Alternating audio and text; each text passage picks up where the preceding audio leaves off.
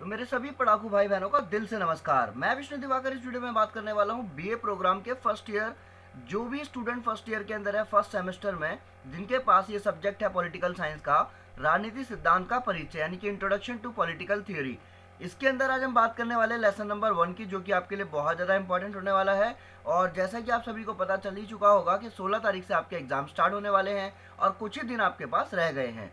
तो चलिए देरी ना करते हुए हम लोग क्या करते हैं, वीडियो को स्टार्ट कर लेते हैं और अपने एग्जाम की तैयारी शुरू करते हैं। तो लीजिए, सबसे पहले आपका जो लेसन आपके सामने आ जाता है वो है यूनिट नंबर 1 से राजनीति सिद्धांत क्या है और इसकी प्रासंगिकता क्या है। तो सबसे पहले मैं आपको बता देता हूँ कि राजनीति सिद्धांत जो आपका लेसन है, इसमें से आपका एक नंबर डेफिनेटली आपको जो है एग्जाम में देखने को मिलेगा। और वो क्वेश्चन कौन सा है, तो चलिए हम वीडियो को देखते हैं और आगे आपको बताते रहेंगे कि वो क्वेश्चन कौन सा है।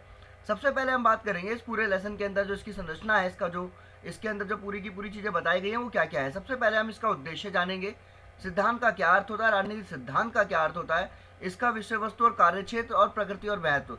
इन सब चीज़ों को हमें पढ़ने की ज़्यादा जरूरत नहीं होगी, क्योंकि इसमें से जो क्वेश्चन बनने वाला है वो क्वेश्चन इस तरीके से बनेगा कि राजनीति सिद्धांत का अर्थ क्या है और वह राजनीति सिद्धांत के विभिन्न दृष्टिकोण को बताइए। ये विभिन्न दृष्टिकोण है, या फिर पर्टिकुलर आपसे वो क्या पूछ लेगा, या फिर एग्जामिनर जो है आपको क्वेश्चन पूछेगा कि राजनीति सिद्धांत से आप क्या समझते हो, राजनीति का उदारवादी दृष्टिकोण बताइए। या फिर वो पूछ सकता है कि मार्क्सवादी दृष्टिकोण बताइए, या फिर समझौतावादी दृष्टिकोण बताइए। ठीक है, तो इस तरीके से आपका क्वेश्चन यहाँ से तैयार होने वाला है। तो ये बात बिल्कुल क्लियर हो गई है कि आपको इस वीडियो के बाद में आपको जो है इतना पता चल जाएगा कि एटलीस्ट आपको आंसर लिखना कैसे है और किस तरीके से आपको जो है पूरे नंबर मिल सकते हैं। तो चलिए देरी ना करते हुए वीडियो को स्टार्ट करते हैं। सबसे पहले हम जान लेते हैं यहाँ पर कि इस वाले लेसन के अंदर से हमारे सबसे इंपॉर्टेंट पॉइंट कौन कौन से होने वाले हैं। सबसे पहले यहाँ पर बताया गया कि राजनीति का उद्देश्य क्या है। तो देखो, मैं आपको बता दूं कि जो राजनीति है वो एक प्राचीन विषय रहा है। प्राचीन यानी कि बहुत समय, राजा महाराजाओं के समय का एक विषय रहा है। और इसके नाम पर अलग अलग विचारकों ने अलग एक मत का अभाव रहा है, यानी कि कोई विचारक कुछ कहता है, कोई विचारक कुछ कहता है। पर जब भी राजनीति मुद्दे उभरते हैं तब तब राजनीति सिद्धांत का अध्ययन बहुत जरूरी माना जाता है। ठीक है, तो अगर हम देखते हैं आगे चलते हुए, तो ये तो एक छोटा सा कॉन्सेप्ट था। सबसे पहले हमें जानना है यहाँ पर कि राजनीति में जो सिद्धांत शब्द है इसका क्या अर्थ होता है। ठीक है, तो देखो, सिद्धांत शब्द जो है ये मैंने आपको पहले भी बताया था और मैं आपको फिर दोबारा बता देता हूँ कि सिद्धांत शब्द की जो उत्पत्ति है वो यूनानी शब्द थ्योरिया से हुई है। तो मैं आपको क्या बोल रहा हूँ, फिर मैं आपको बता रहा हूँ कि जितना मैं वीडियो में बता रहा हूँ आपको, इतना ही आपको जो है अपने माइंड के अंदर रखना है, जिससे कि आप आगे की जानकारी तो अपनी खुद से क्रिएट कर लोगे, पर थोड़ा बहुत आपको जो समझ होनी चाहिए कि आपके एक्चुअल में जो क्वेश्चन में पूछा क्या जा रहा है और आपके पास में इसकी थोड़ी बहुत नॉलेज होनी बहुत ज़रूरी है। तो सिद्धांत शब्द की जो उत्पत्ति है वो यूनानी शब्द थ्योरिया से हुई है। अब थ्योरिया का जो अर्थ होता है वो होता है मनन की अवस्था, चिंतन की स्थिति। हम किसी भी चीज़ पे मनन करते हैं, किसी भी चीज़ पे चिंतन करते हैं, तो इस स्थिति को ही क्या बोला जाता है, इसी को जो है सिद्धांत बोला जाता है। और सिद्धांत शब्द जो है कहाँ से आया, उसकी उत्पत्ति हुई है यूनानी शब्द थ्योरिया से। तो इसे आप याद रख लीजिए, आपको बहुत ही ज़्यादा काम आने वाला है। जैसे ही सिद्धांत शब्द यानी कि राजनीति सिद्धांत से रिलेटेड कोई भी क्वेश्चन आपको मिलेगा, सबसे पहले आपको ये समझाना है कि जिस सिद्धांत शब्द की जो उत्पत्ति है वो यूनानी शब्द थ्योरिया से हुई है। और थ्योरिया का अर्थ होता है मनन की अवस्था या फिर चिंतन की स्थिति। ठीक है ना, आगे चलते हैं। जब हम किसी भी तथ्य को समझने के लिए उस तथ्य पर मनन करते हैं तो उसे थ्योरिया या सिद्धांत कहा जाता है। अगर हम किसी भी फैक्ट के ऊपर बात कर रहे हैं, उसको समझने की कोशिश कर रहे हैं, तो उसी को क्या बोला जाएगा, उसी को थ्योरिया यानी कि सिद्धांत का नाम दिया जाता है। यहाँ तक आपको बिल्कुल अच्छी तरीके से क्लियर हो गया होगा। अब हम जानते हैं कि जो सिद्धांत शब्द है, देखो मैंने आपको क्या बोला, आपको ये समझना है कि सिद्धांत शब्द क्या है। तो आपने यहाँ पर समझ लिया कि जो सिद्धांत शब्द जो है वो क्या है, वो आप समझ चुके हो। अब इसके दो पॉइंट यहाँ पर आपको और समझने हैं, वो कौन कौन से। सबसे पहला आपको समझना है व्यापक अर्थ में, ये व्यापक अर्थ में सिद्धांत क्या है। दूसरा आपको समझना है संकीर्ण अर्थ में। ठीक है, तो ये भी आपके जो है नंबर दिलाने में बहुत आपको मदद करेगा। पहले आप सिद्धांत बता दीजिए, फिर उसका नंबर 1 पॉइंट लिख दीजिए कि व्यापक अर्थ में, और फिर लिख दीजिए संकीर्ण अर्थ में। उसको आप अच्छी तरीके से एक्सप्लेन कर दीजिएगा। तो यहाँ पर देखो बताया गया है, अर्नोल्ड ब्रेस्ट ने थ्योरिया शब्द जो है, सिद्धांत शब्द जो है, इसको व्यापक और संकीर्ण अर्थों में बताया है।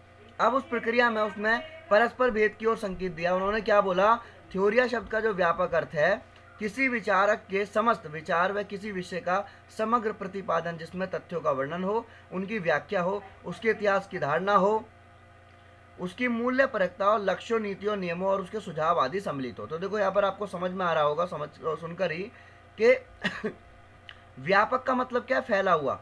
ठीक है, बहुत ज़्यादा बड़ा, व्यापक। तो विचारक के जो समस्त विचार हैं वो किसी भी विषय को लेकर उसका प्रतिपादन करते हैं, जिसमें उसके तथ्यों की बात करेंगे, उसके वर्णन की, उसकी व्याख्या की बात करेंगे, उसके इतिहास की धारणा की बात करेंगे, उसकी मूल्य परकता क्या है, उसके लक्ष्य क्या है, उसकी नीति क्या है, उसके नियम क्या है, उसके सुझाव क्या है। इन सब चीज़ों को सम्मिलित किया जाएगा। इन सब चीज़ों को सम्मिलित करने के बाद में ही वो व्यापक अर्थ बनेगा। ठीक है, अब ब्रेस्ट के अनुसार वो जो संकीर्ण अर्थ है, उन्होंने क्या बोला, किसी विचार का मात्र मूल रूप से व्याख्या करना। कि नॉर्मली बोलते हैं ना, समराइज कर देते हैं किसी चीज़ को, कि आपने 3 घंटे की मूवी देखी, ठीक है, अब जो आपने स्टार्टिंग आप बैठे मूवी देखने के लिए और पूरे 3 घंटे तक जो आपने मूवी देखी, वो क्या हो गया, व्यापक अर्थ हो गया। व्यापक मतलब आपने उस मूवी के अंदर जो है उसके जो है लक्ष्य, उसकी मूल्य परिकता, उसके वर्णन, उसका इतिहास, उसकी नीति नियम सब कुछ समझा। तो ये आपका हो गया व्यापक अर्थ में। अब आप घर आए और आपके दोस्त ने पूछा कि भाई मूवी कैसी लगी, और आपने उसको झट से जो है मुश्किल से 5 से 10 मिनट के अंदर पूरी पूरी 3 घंटे की मूवी समझा दी, यानी कि वो संकीर्ण अर्थ में, कि किसी विचार का जो है मूल रूप से सिर्फ व्याख्या कर देना। तो समझ में आ चुका है आपको कि सिद्धांत शब्द जो है वो क्या है, वो यूनानी शब्द से निकला है, थ्योरिया। अब थ्योरिया का मतलब होता है मनन और चिंतन की अवस्था, और जब हम किसी भी तथ्य को समझने की बात करते हैं या मनन करते हैं तो उसी को हम सिद्धांत कहते हैं, यानी कि थ्योरिया कहते हैं। और अर्नोल्ड ब्रेस्ट ने क्या बोला कि जो सिद्धांत शब्द है इसको व्यापक और संकीर्ण अर्थों में बताया। उन्होंने बोला कि जो व्यापक अर्थ है, तो मैंने आपको बता दिया ना व्यापक अर्थ क्या है। व्यापक अर्थ का मतलब होता है किसी भी चीज़ की गहराई से उसके तथ्यों के बारे में उसका वर्णन करना, उसकी धारणा, उसकी इतिहास, उसकी मूल्य परिकता, लक्ष्य, नीति नियम सबके बारे में जानना, तो ये व्यापक है।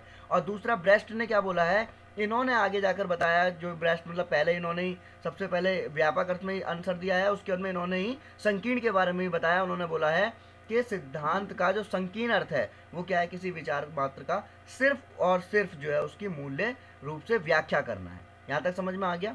आगे चलते हैं। अब अपने संकीर्ण अर्थ में सिद्धांत का अर्थ किसी विचार की व्याख्या, जबकि व्यापक अर्थ में इसका अर्थ एक विचार संकल्पना का चिंतन है, समस्त चिंतन, सब कुछ उसके बारे में पढ़ लेना। ठीक है, तो आई होप आपको यहाँ तक समझ में आ रहा होगा। अब मैं आपको यहाँ पर जो है बहुत डीप और लाइन टू लाइन क्यों लेकर चल रहा हूँ, क्योंकि ये समझना बहुत ज़रूरी है। अगर आपके ब्रेन में ये समझ में आ गया ना कि सिद्धांत क्या है, तो आप कुछ भी लिख दोगे। ठीक है ना, आगे चलते हैं। संकीर्ण अर्थ में सिद्धांत जो है व्याख्या के ऊपर नहीं उठता। व्यापक अर्थ में सिद्धांत में व्याख्या के साथ साथ विश्लेषण भी शामिल है, समीक्षा भी शामिल है और आलोचना भी। ठीक है ना यहाँ तक। तो आई होप आपको ये सारी चीज़ें समझ में आ रही होगी। अब इसके अंदर कुछ पॉइंट्स दिए गए हैं। अब इसमें बोला गया है, जो ये पॉइंट्स दिए गए हैं इनको आप समझ पाओ या ना समझ पाओ, मेरा मानना क्या था कि आपको सिद्धांत सब समझ में आना चाहिए। सिद्धांत के जो दो रूप थे, यानी कि व्यापक और जो संकीर्ण, ये आपको अगर समझ में आ गए हैं तो आपको और कुछ समझने की जरूरत नहीं है। इतना आप लिख लोगे ना, इतना आप लिख लोगे बहुत है आपके लिए। आगे चलते हैं। अब आगे अगर हम चलते हैं तो राजनीति सिद्धांत का अर्थ आता है और इसकी कुछ महत्वपूर्ण परिभाषाएं हैं। तो आपको क्या करना है, किसी भी दो विचारक की महत्वपूर्ण परिभाषाओं के बारे में आप समझ लोगे, या फिर दो की छोड़ो आप एक के बारे में समझ लो कि सेबाइन ने क्या बोला है। इन्होंने क्या बोला भैया कि व्यापक तौर पर राजनीति सिद्धांत है ना, जो इसका अर्थ है वो उन सब बातों से है जो राजनीति से संबंधित है, जितनी भी चीज़ें राजनीति से संबंधित हैं, और उनका संकीर्ण दृष्टि से इसका अर्थ राजनीति समस्या की विविधता की जांच से है। कि जो संकीर्ण रूप से अगर हम देखें तो इसका मतलब क्या है कि जो राजनीति की समस्याएं हैं उसकी जांच करना ही क्या कहलाएगा, राजनीति सिद्धांत कहलाएगा। यहाँ तक समझ में आ गया। ठीक है, आपको जब इतना समझ में आ जाएगा ना, आपको ज़्यादा कुछ करने की जरूरत ही नहीं है। आपको बस नॉर्मल पॉइंट्स पढ़ने हैं जिससे कि आपको लिखने में आसानी हो, आप नॉर्मली लिख सको। ठीक है, अब इसके विषय वस्तु, कार्य क्षेत्र, ये सब चीज़ें तो मैंने आपको क्या बोला, इसमें से जो इम्पोर्टेंट है राजनीति सिद्धांत क्या है वो आपको समझ में आ गया। उसके बाद में आपको समझना है कि राजनीति सिद्धांत के जितने भी मतलब महत्वपूर्ण जो वो दृष्टिकोण हैं, और ये मैं आपको बता दूं कि जो दृष्टिकोण की अगर हम बात करें कि कभी भी आपसे अगर वो पूछे कि दृष्टिकोण बताइए, ठीक है, या आपसे पूछ ले उपागम बताइए, या आपसे पूछ ले वो जो है परिप्रेक्ष्य बताइए, तो सबका मतलब सेम होता है। ठीक है, सबका मतलब सेम होता है। तो आपसे वो क्वेश्चन में कुछ भी पूछ ले, आपको सेम आंसर ही लिखना है। आगे चलते हैं हम जरा।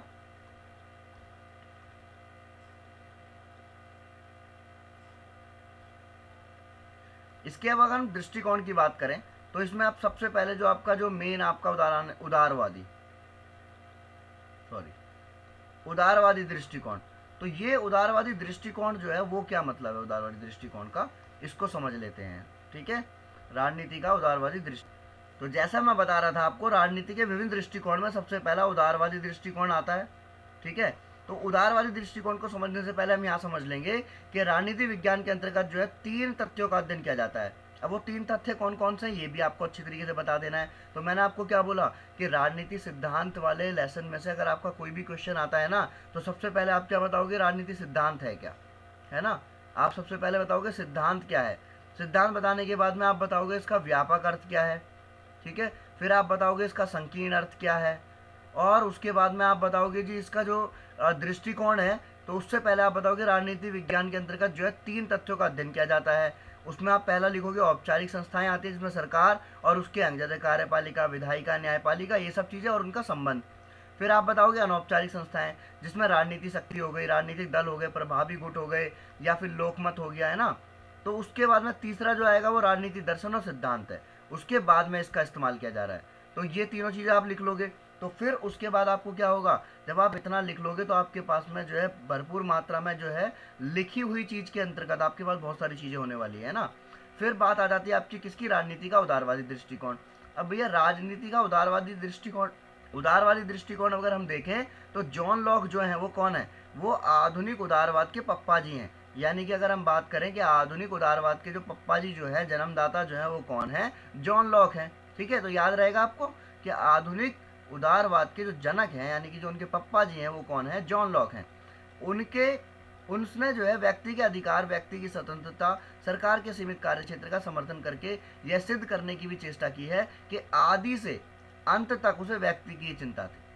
तो कहने का मतलब क्या है कि जो लॉक है वो बोलते हैं उनकी व्यवस्था में व्यक्ति ही मुख्य केंद्र है और जिसके चारों ओर हर चीज़ घूमती है। तो उदारवाद मतलब आप यहाँ पर समझ लीजिए, जैसे मैंने आपको राजनीति सिद्धांत बताया, ऐसे ही मैं आपको उदारवाद बता रहा हूँ, क्योंकि एग्जाम आपका जो है 16 तारीख को है, तो बहुत ज़्यादा समय हमारे पास नहीं है, तो हमें बस समझना है टॉपिक को अच्छी तरीके से। तो उदारवादी जो राजनीति जो दृष्टिकोण है, इसमें आपको बताना जो जॉन लॉक जो है वो जी आधुनिक उदारवाद के पप्पा जी हैं, यानी कि जन्मदाता हैं, और उन्होंने जो है व्यक्ति के अधिकार के लिए, व्यक्ति की स्वतंत्रता और सरकार के सीमित कार्यक्षेत्र का समर्थन किया है। और वो हमेशा से ये बताते हैं कि आदि से अंत तक व्यक्ति ही जो है महत्वपूर्ण है, यानी कि व्यक्ति ही मुख्य केंद्र है और जिसके चारों ओर चारों चीज़ें घूमती हैं, यानी कि सारी चीज़ें घूमती है। तो आई होप आपको ये समझ में आ रहा होगा। मैंने जो आपको क्वेश्चन बोला है उस क्वेश्चन का आंसर आपको यहीं से तैयार कर लेना है, और बाद में आपको जो है क्या करना है, नीचे आपको ये दृष्टिकोण के जो कुछ पॉइंट दे गए यानी कि उदारवाद के, वो आपको थोड़े से पढ़ लेने हैं, और उसके बाद में आपका ये क्वेश्चन कंप्लीट हो जाएगा। आई होप आपको वीडियो समझ में आई होगी। आगे की जानकारी के लिए बने रहिए हमारे साथ, और अगर आपका कोई भी डाउट है और आप कोई और क्वेश्चन यहाँ पर जानना चाहते हैं, कोई भी आपको सजेशन देना है, तो आप मुझे जो है कमेंट बॉक्स के अंदर जरूर बताइएगा। Thanks for watching.